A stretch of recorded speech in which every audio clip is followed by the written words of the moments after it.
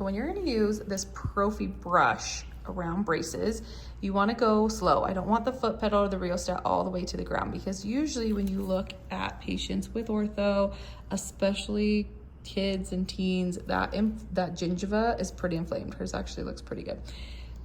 So I wanna go really slow. These bristles are nylon. They're not the softest nylon. And so we wanna go really, really gentle with the gingiva. So I'm gonna only go like not even halfway with my foot.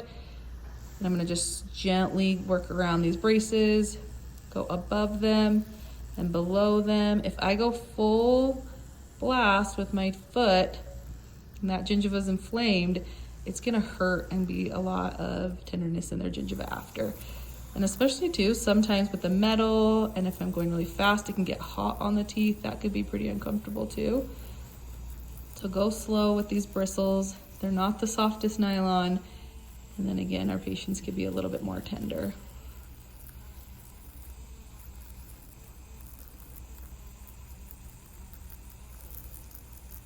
Other thing to keep an eye out for when you're using this bristles is you want to have a fulcrum. So if you can kind of see, like I'm using the back of my hand on her chin when I'm working these anteriors, or open just a little for me, please. You can have a finger rest in the same area.